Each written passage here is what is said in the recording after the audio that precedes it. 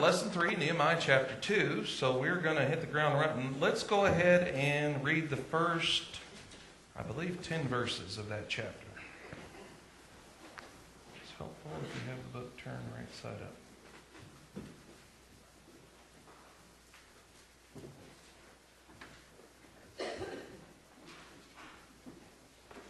Well, just a brief review as we're getting ready to read this. Pretty much last week, what had we established? What had we established so far in chapter 1? Just in a quick nutshell. Anyone want to give it a try?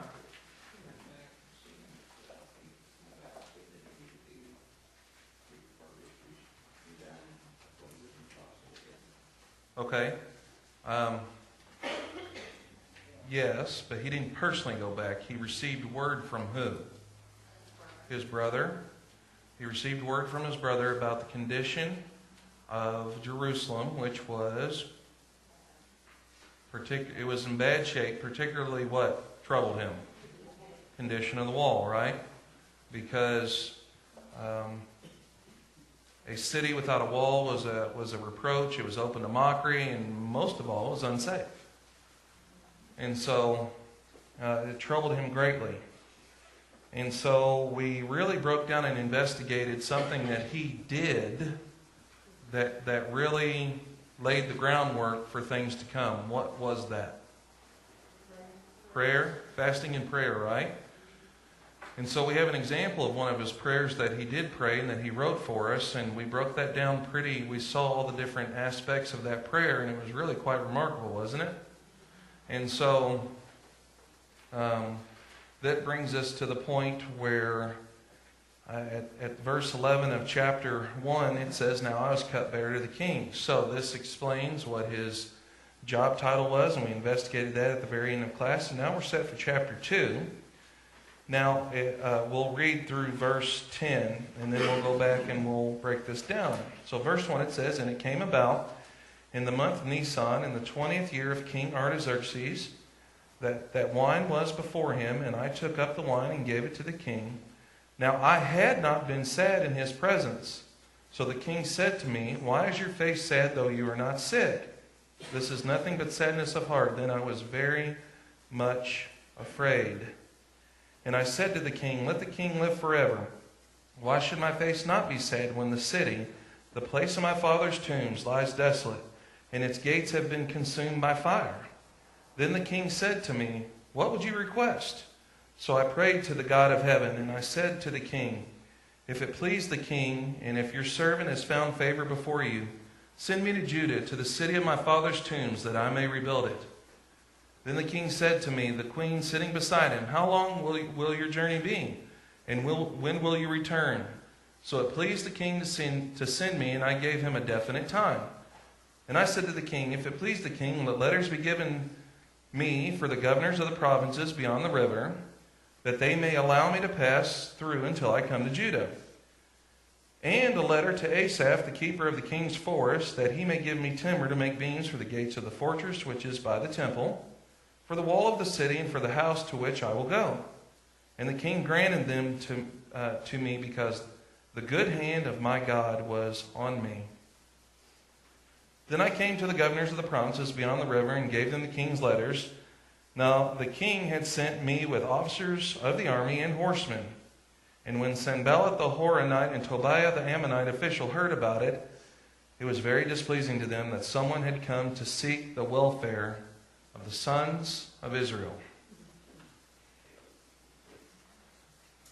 There's a whole lot of going on in here. So we begin with verse 1. Now, if you recall, we did a little bit of investigation on the calendar at that time. And so we have in the month Nisan. I'm pronouncing it just like the car. Nisan. Now, I've given you plenty of information here. And then also on the next point, it's more so that it's going to serve as a reference for you in your later studies. But I do want to highlight that we talked about, what was the other month that we talked about? Kislev, which was the 9th month, which we determined which was corresponding to what month of ours? Kislev. December-ish, right? Okay. And so, now that would fluctuate because it was strictly according to the moons and some other factors. Now we are in the month Nisan, which is the first month. So, as we see here, it says that, on the next slide, since Israel was an agricultural society, its calendar worked well for the people and their religious festivals in the first month, coinciding with our March and April.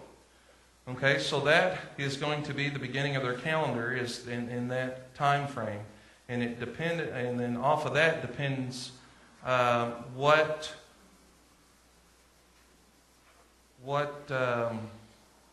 remembrance or feast or festival or what was around this time.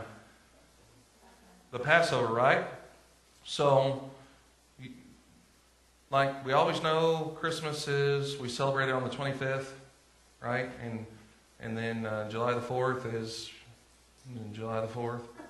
And so, but then whenever we're doing the calendars for Resurrection Sunday, Easter, it's always like, well, when is it? Is it in March this year? Is it in April? And it always seems like it fluctuates quite a bit, doesn't it? From year to year? Well, this is why. This is why. So, now another interesting fact that I thought here, with regard to the year, the Jewish historian Josephus stated that Israel had 2 New Years. The commercial New Year, which began in the fall, and the religious New Year, which began in the spring.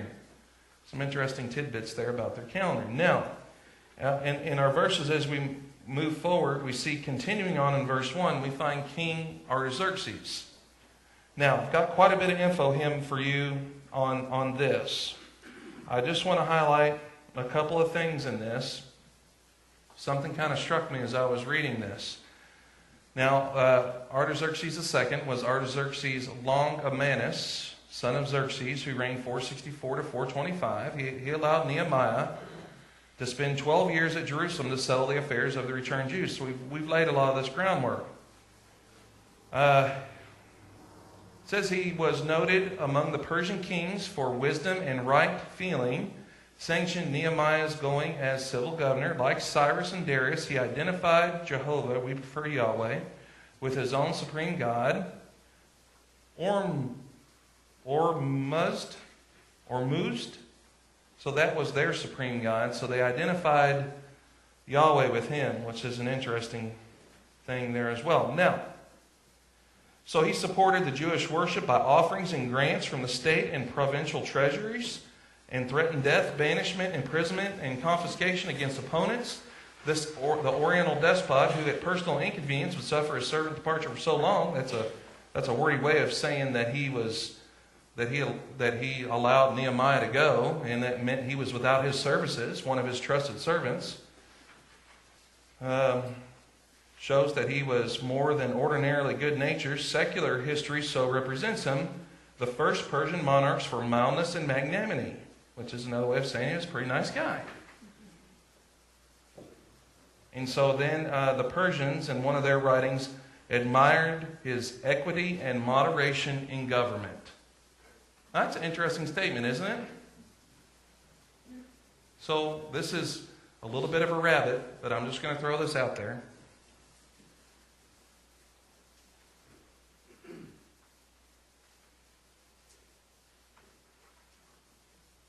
Is it possible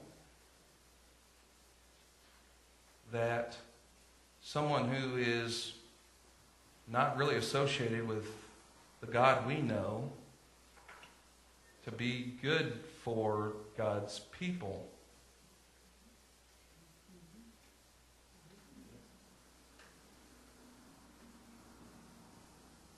I mean, when we talk about Cyrus and Darius and now Artaxerxes, they did a lot of good for God's people, right?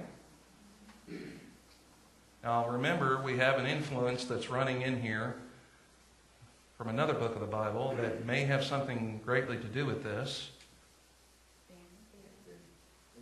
if we go back further than Daniel, but Esther, right? The way that I understand it, that would have been Artaxerxes' stepmom.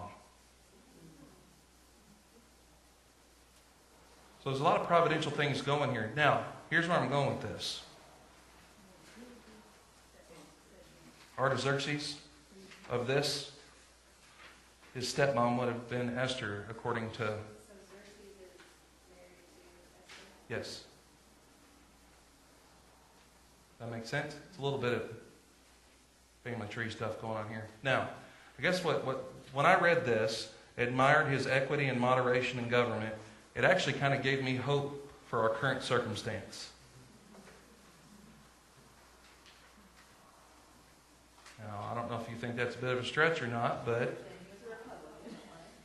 no, I'm not saying that Artaxerxes was Republican, but or conservative for that matter.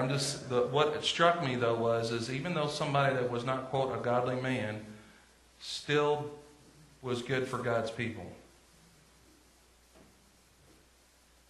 Just a tidbit. Now we move on here to... Now, I'm sorry about the small text there, but this was because you have most of this. I wasn't going to read it all. Now, this verse, now I had not been sad in his presence. Okay? Now, this is an interesting statement.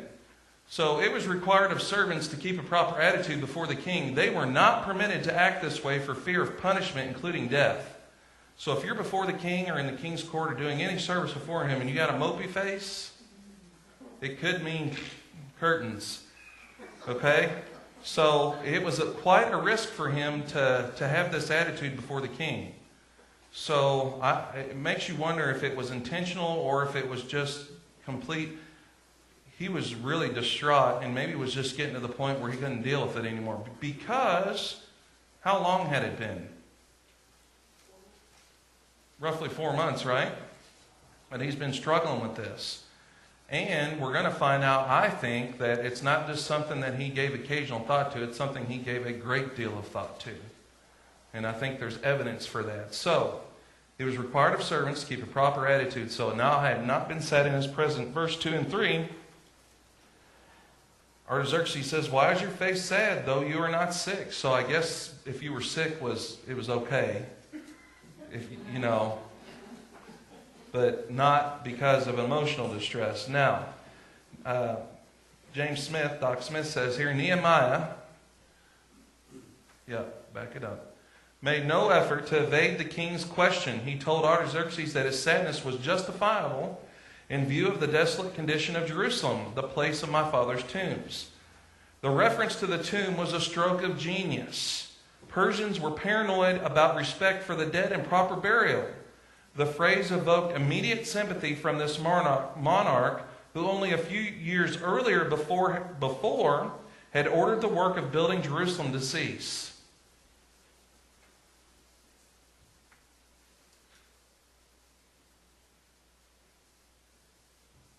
Now,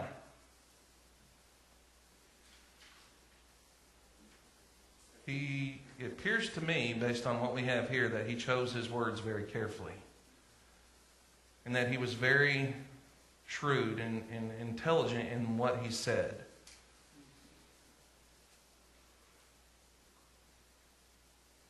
Because as Smith says here, it's that he understood their worldview. He understood where they were coming from and used that to his advantage. He understood about that if he referenced... Could he have just said, I want to go back and rebuild the walls of my homeland? But I think Smith indicates, and I think this is an excellent perspective here, is that he used that phrase, the place of my father's tombs, knowing how he would respond to that. That's brilliant. Brilliant. And so out of that phrase, it elicited, what would you request? Now, the more that I think about this, the more times I look at this, and the more times I study this, that's a huge question. Isn't it?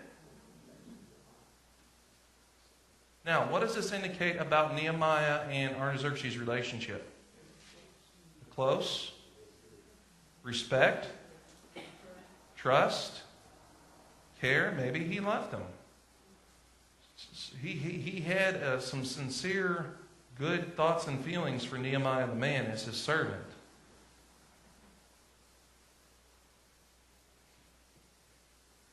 That's pretty remarkable. What would you request? Nehemiah's initial response to this question was to pray. You're going to see this as we go through. If you haven't already, you're going to see it. This man had things in proper order. When he was faced with major decisions and things in his life, he knew exactly what to do, and it was in the proper order. He consistently... Now, Nehemiah's initial response to this question was to pray. Recall from Lesson 2, where we see that he fasted and prayed many times concerning this issue. It was something which he had given much thought. He consistently went to the Lord God first. Now, his response, I think, is even more remarkable in light of the question. Because he just told him about the condition of his homeland. Had he not thought this through, would he have responded with, "Send me to Judah, to the city of my father's tombs, that I may rebuild it"?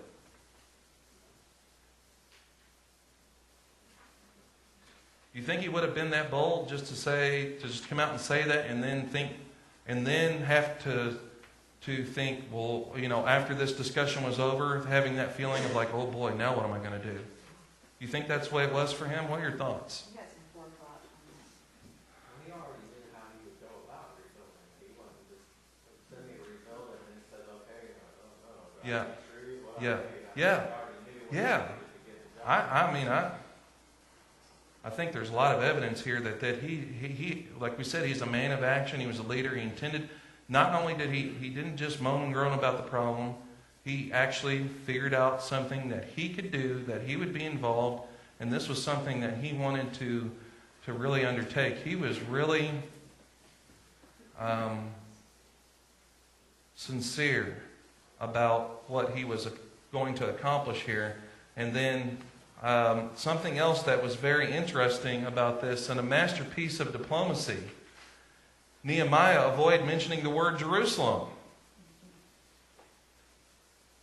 That name would have reminded the king of his earlier investigation regarding the history of that city. And you can do some study on that in Ezra chapter 4, verses 8 through 23. And I do believe that's when he ordered the work to stop, is where we see that. So Nehemiah had thought about this and was waiting for his opportunity.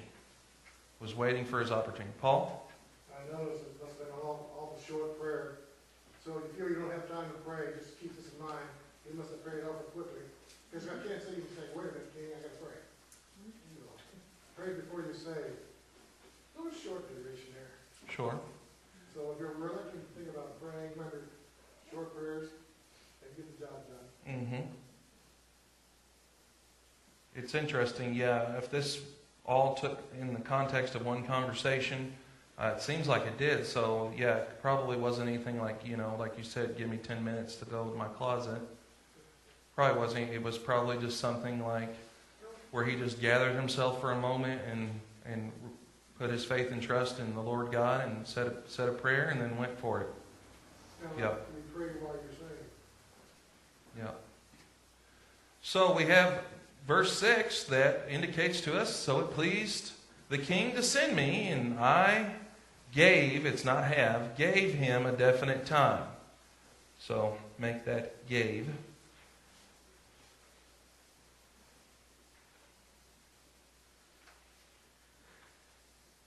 Now, the king asked, when are you going to leave and how long are you going to be gone? And it says that he gave him a definite time, right? This is further evidence of what? Planning. He's got it worked out in his mind, and about how he was going to accomplish this. He had some sort of a plan in mind, some sort of a time frame, because he was again, you can imagine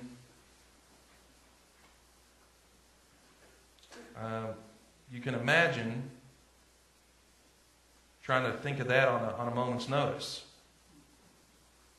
Well, we're going to, rebuild the walls, and how many gates were there, and approximately how much, where are we going to get the stuff? Are we even going to have the resources? Very interesting. The fact that Nehemiah himself asked to go lead the work shows that he is a true leader. Again, he just doesn't complain about the problem. He has given much thought and planning to that which must be done to help restore his homeland. The statement, "I gave him a definite time,"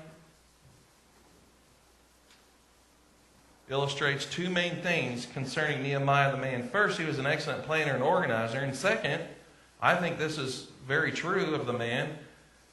Even if he didn't have a firm grasp of the whole breadth and width of what he was going to be doing, he had much faith in his God. He really believed this was something that God had laid on him to do, and that he was going to get it done.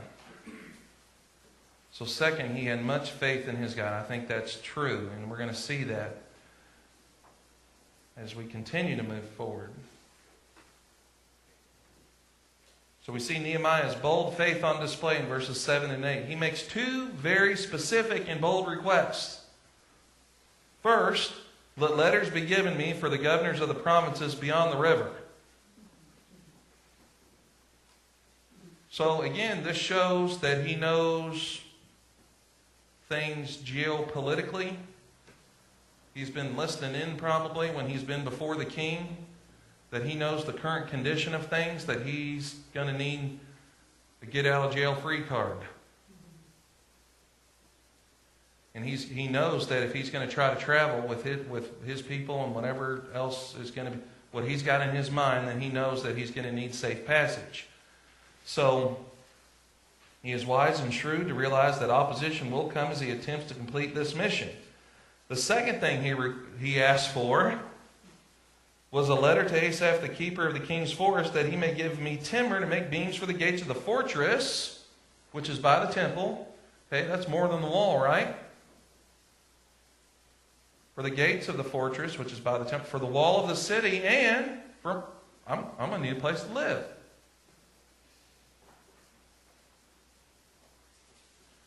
This is the one that blows my mind.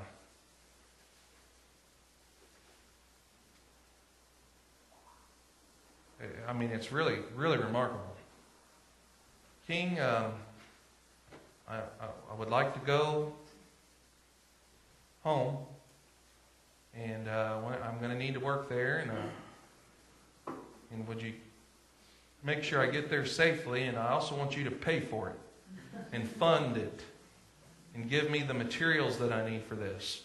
Now, in some of the reading I did, it says that that Asaph was the keeper of the timbers and stuff that were in Lebanon. So what were they? Cedars. So this was old pin oak, right? That they make pallets with. This is a good stuff, right? I mean, this is incredible valuable stuff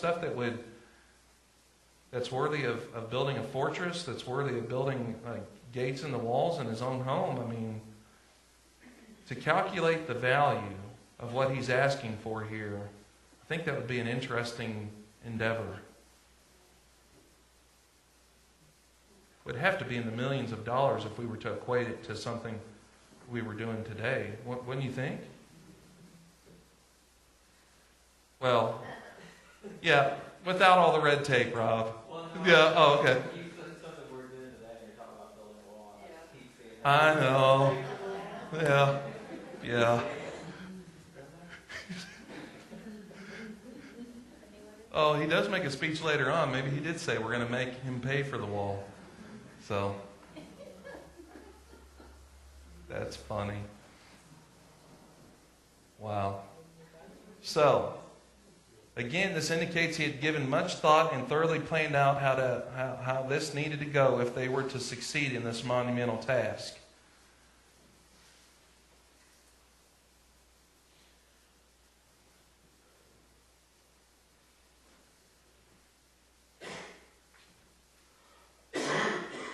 Now, this phrase, the king granted them to me because the good hand of my God was on me. You know, he could have, what could have been his response to the king saying yes here? He did it all. Oh yeah, man, I am a diplomat. I am a negotiator. I use that tunes phrase. Yeah, nailed it. Yeah, he could have totally taken credit for for what had just happened, for all the groundwork that he did, and it was his prayers, and it was his fasting, and it was his diplomacy and his wit that did all this stuff. I mean, he could have really had an inflated ego at this point, couldn't he? But immediately it says that the king granted them to me because of the hand of my God was on me. He gives credit where credit is due. That's incredibly important.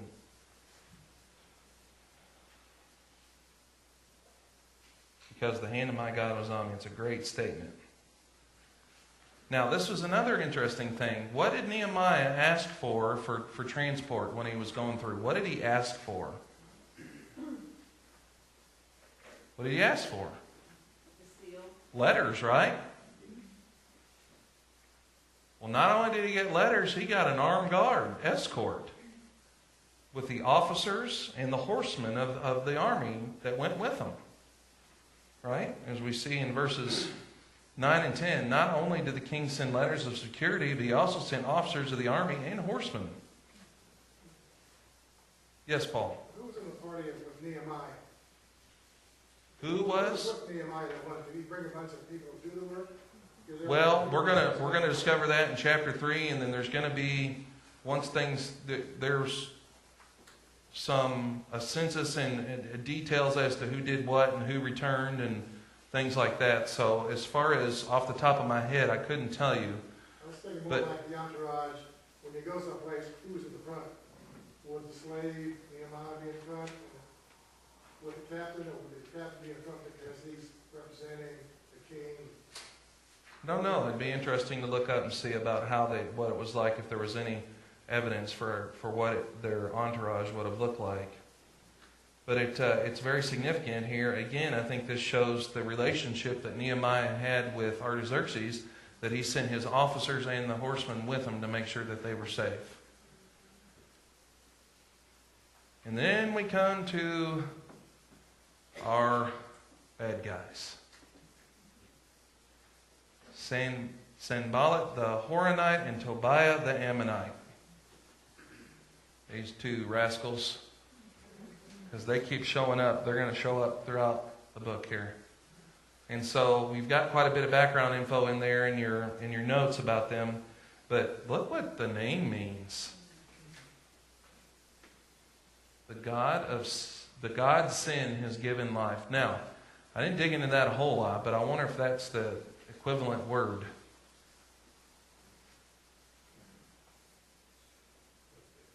Very interesting. Now, when you see that word Sanballat there, what letters in the middle kind of would form the sin part? It's equate. There you go. Has given life. Yeesh. That makes me uncomfortable. Hope it makes you uncomfortable too. So there's a lot of interesting information about him. He was a leading opponent. He tried to hinder the rebuilding of the walls. Where is that H-O-R-O-N-I-T? Horonite? What is that? It's right here. That Horonaim of Moab. They think that it was Moabites. That it was from the Moabites, which we know they were a constant thorn. They didn't have any. Remember going back to our Amos about the surrounding nations. So.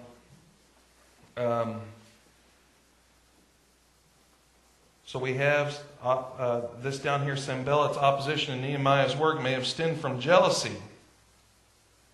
He may have felt that his authority was threatened by the reawakening of the land of Judah, and they did all sorts of things. So this kind of sums up some of the things that he tried to do, and that's kind of a good summary of who Sanballat was.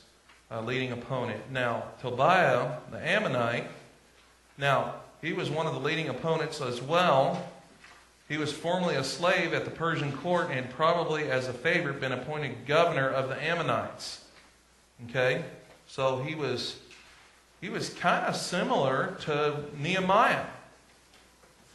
Because Nehemiah was eventually appointed governor of of Jerusalem and what was going on there. And for those people. So there was a lot of political jealousies and things that were going on here. And I've got quite a bit more on Tobiah in your notes than I put on the screen. Again, these two guys were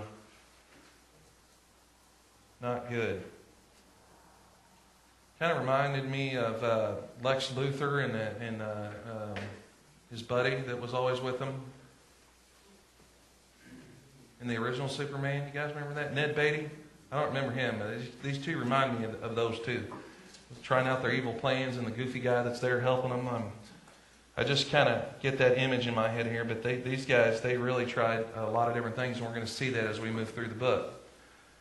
Now, verses 11 through 16 now. Let's go ahead and look at that in your Bibles. And we'll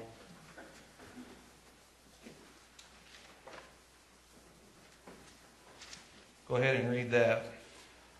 So I came to Jerusalem and was there 3 days. And I arose in the night, and I and a few men with me. I did not tell anyone what my God was putting into my mind to do for Jerusalem. And there was no animal with me except the animal on which I was riding. So I went out at night by the valley gate in the direction of the Dragon's Well. Where's Charlie? We've been looking for it. There it is. It was a well, not a gate. We'll talk about it here in a minute. And on the refuse gate, inspecting the walls of Jerusalem, which were broken down, and its gates which were consumed by fire. Then I passed on to the fountain gate into the king's pool, but there was no place for my mount to pass. So I went up at night by the ravine and inspected the wall. Then I entered the valley gate again and returned. And the officials did not know where I had gone or what I had done, nor had I as yet told the Jews, the priests, the nobles, the officials, or the rest who did the work. It's interesting. So let's stop there and just talk about this for a little bit.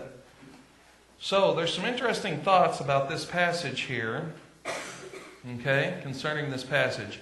I did not tell anyone what my God was putting into my mind to do for Jerusalem. Now,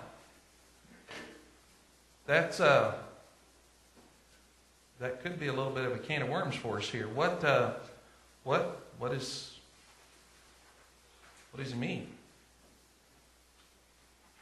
Well, the opposition, it could be because he couldn't see all the wall. He wouldn't know how to repair it. Okay. I think we're experiencing that right now for liberty. We don't know. Okay. Any other thoughts? I mean, some interesting things that you're considering here. What I want you to just for this thought here, we're going to talk about why he didn't tell anyone here in a minute. But the phrase in this that I want you to focus in on is putting into my mind. Well, I think it'd be, to me, it's almost like the apostles and Jesus told them not to worry about what to say, or, because he was going to be with them. This whole plan was God's, and Nehemiah was just his messenger, really. Okay. So, So, we'll ask the question here when we get to the end, a little different question about it. But isn't that an interesting phrase? Putting into my mind. So, yeah, absolutely. This whole idea of him.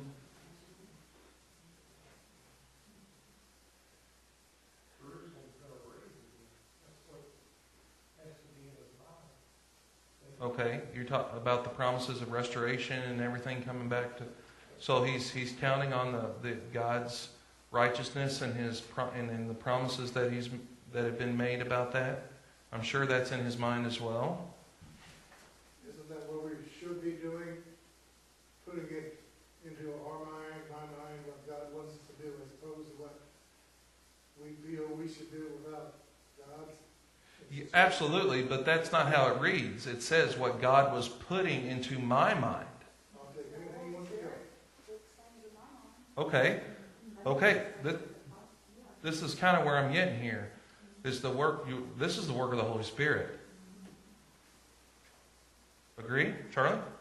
I got the King James book here, but it says like, what God had put in my heart to do for yours. Okay. So mind or heart.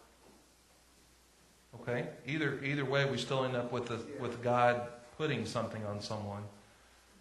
I mean, do we use that phrase putting into my mind? What phrase do we tend to use a little bit more in our vernacular? God says to me, God told me. Okay. Well, Then that's not an audible. people. Okay. It's not supposed to. That's a little bit another can of worms there. God inspired me.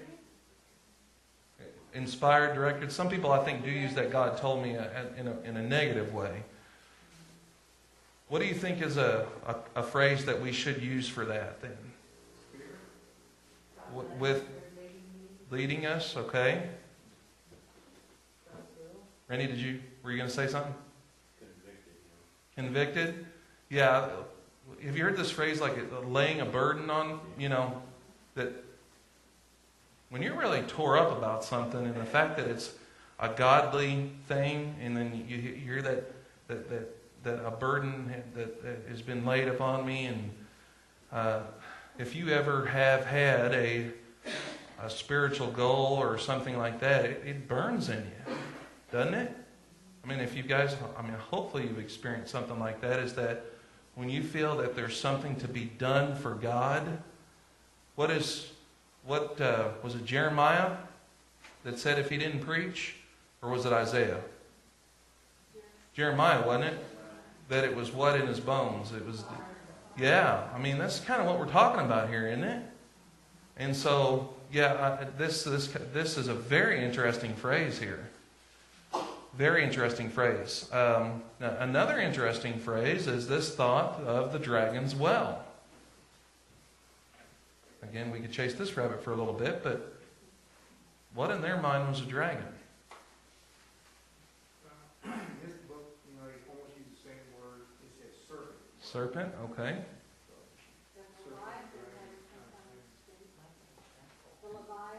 Okay. Okay. What's yours say, Brenda? What is that? What interpretation? What version is that? NIV? Okay. Interesting. That sounds pretty low.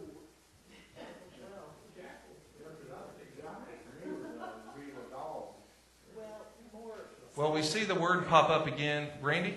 Well, I don't know if it's accurate either. The Strong says it's the fountain of the jackal.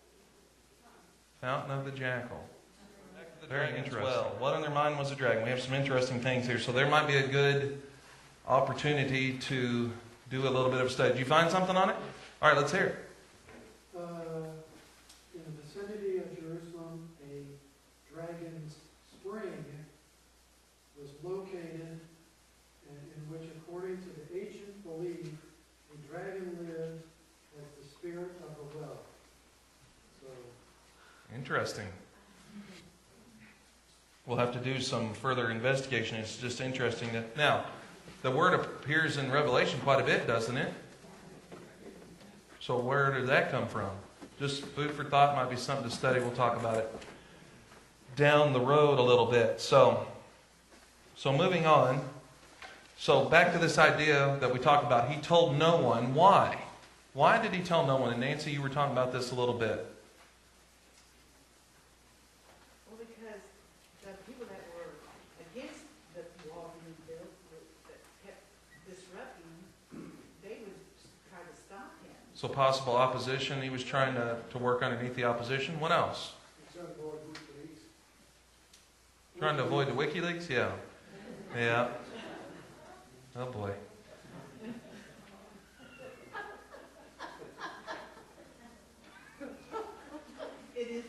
Yep. What about this thought of, again, him being very calculated, and what he was doing is he had a general idea of what was going to need to be done, but now it's very specific as he's going to inspect. Before he's going to try to rally the people, he wants to have even further idea of how this is going to go down. So I think what he's doing here is taking his general plan and making it specific through his investigation. And so think about this. In business, you guys, maybe you've had an opportunity to make a presentation to somebody. If you go in with generalities, they're going to ask what? Specifics. Right? And if you don't have specifics, are you going to have any backing on your project? Now, starting out where he began, were generalities enough? Yes. Again, he couldn't send a drone out, or we're talking roughly 1,000 miles of who knows how long terrain from Susa to Jerusalem, and so there's all he's got is word of mouth.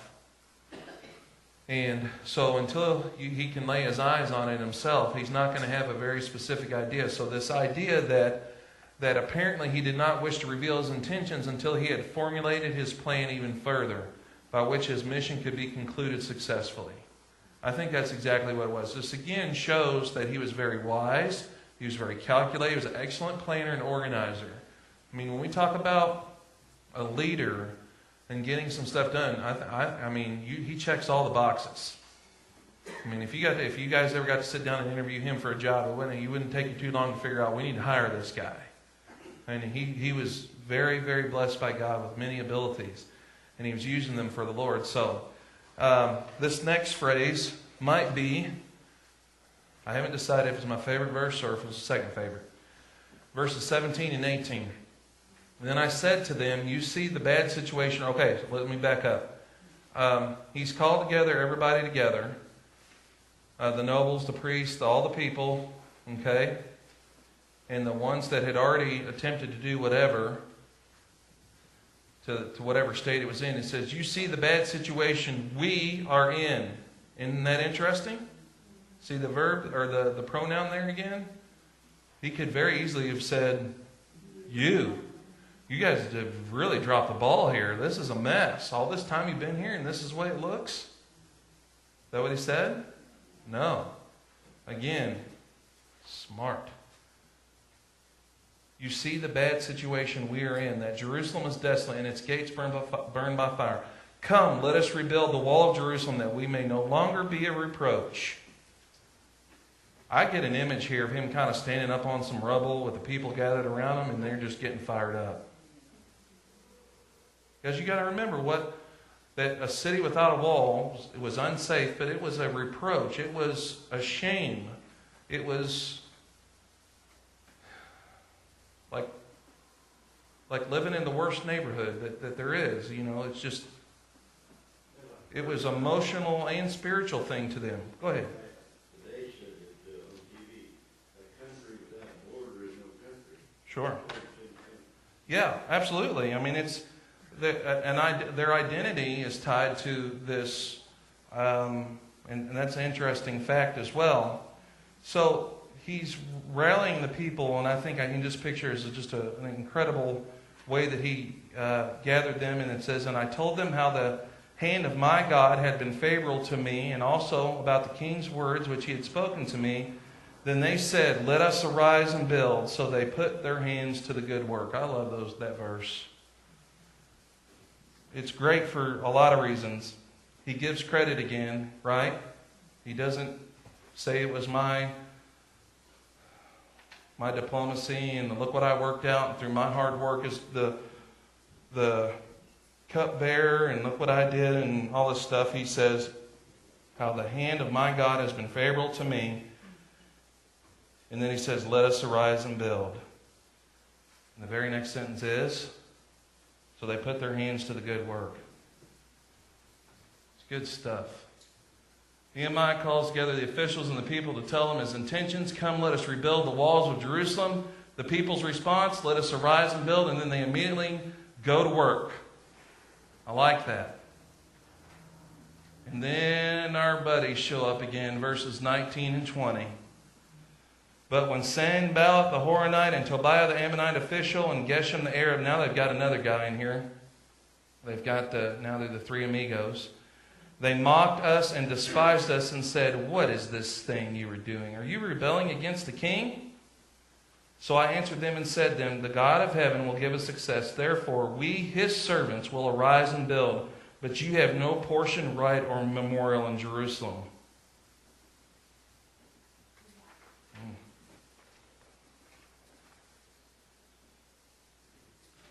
Opposition to their work begins.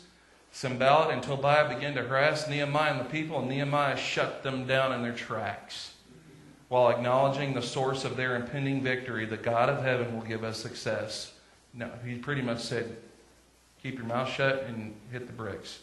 Do you think that it's a pretty good rule of thumb that if you're looking to do God's work, that there will opposition will come? Absolutely. If you're not facing any opposition, there's a good chance you're not going to do it. Yeah, I agree. I think that's. Did everybody hear that? That if you're, and I've said this to certain individuals throughout times, that when you're getting serious about your walk with the Lord, you better expect opposition. So that happens on an individual basis, and it happens on a congregational basis. If there's a congregation that's going to rally around God's word and do what He wants as individuals, and then together as a congregation, when they're united around a certain purpose and they're going to do things, expect opposition. Expect it. Understand it, that when those things come, you'd be like, this, we're under attack. And when you understand that, it gives you the proper perspective about these things. I think it really helps you to avoid the whole woe is me. It helps you to understand, well, this is probably, even though it's something of a physical or something material nature that is happening, that its base is a spiritual nature. When you have that perspective, you're much better equipped to push forward and not give up. Stay on track. And so, I think you're absolutely right. That's a great comment. Great comment there on that. Well, we've got a couple of questions as we wrap up here. And I want you just to kind of make a laundry list. I want you to fill this in. Just throw some things out here. What attributes of Nehemiah are on display in this chapter? Wisdom, faith, determination. He was a planner. What else? He cared. He had he had a love and a heart for his people. He was a leader. Great leader. Bold. Yeah, he was bold. Sometimes you just gotta stand up and do what you gotta do. He didn't, when they started immediately mocking him and stuff, he didn't crawl in a hole. He gave it back to him a little bit, didn't he? Oh yeah, extremely intelligent. I think that in verse 4 is my personal opinion. Uh-huh. I have no proof for it, that so I pray to the God of heaven. You're talking about not being such a short prayer probably, because he had the plans already done. Right. Things was already set in place. I think he was praying with that boldness to go before God in that instance. Sure. You also realize that God was going to answer his prayers because he already had a plan. He was very trusting in God. He was very committed to it. Yeah, there wasn't nothing going to stop him.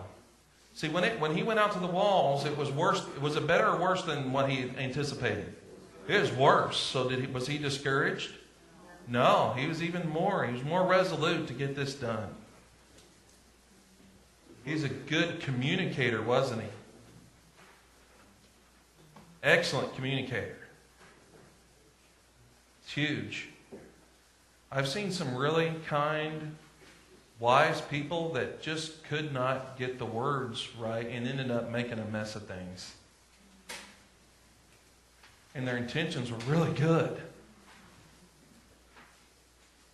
But this guy, he knew he was tactful.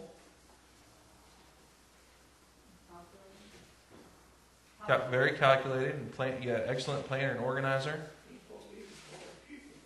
I think he was. I think he had some good people skills. I think he was charismatic. I'm telling you. I mean, if he, I don't know. Maybe when I get to heaven, or when we get to heaven, maybe he won't be. Maybe wouldn't that? Maybe I don't know. It just seems to me like God had gifted him for this task and for many other tasks. I think he was, and he gave credit to God for these abilities. And but he worked with them. He included himself in his people. Yes. Yeah. Oh, we're going to find that out here in a little bit too. I mean, what he does moving forward and the decisions that he makes in the face of opposition, just, I don't know. He's up on a pedestal for me in a good way. Randy? I was thinking in my people of mine here, I can almost see if he was here today, you know, Nehemiah preaching or doing something, and we approach him, man, you're one smart guy, you plan things out, you tell him so on and so forth. And then him turning around and saying, no, it's God. Yeah, deflecting immediately. That's what I really see when I look at Yeah, and it's not just lip service. It's what he really believes. Yeah, I mean, I think it's really, he's very humble. His humility comes through a lot in these things. Now, this last question, we don't have really time to dig into it, but this is a good one. How did God put something into his mind? Going back to, we said kind of what are some ways to describe it, but when we talk about the how, that I think there's that, what did he do for 4 months? Okay. Prayed and fasted. Okay, and what have we discovered about prayer that's an extremely important part? Listening. It's a dialogue, right? And there's different ways that we can listen. So this whole 4 months that he's involved in this prayer and fasting, I think he is not just pouring out, but he is looking for ways to listen to God. So he's in this, and then through that relationship that he has with God, that God has laid upon him this burden, this mission, and he has got it all worked out, and now we're going to see the results of all this as we move forward. Chapter 3 is pretty much a list of names, so we'll just skip it. No? Do you think we should study it? I think we will.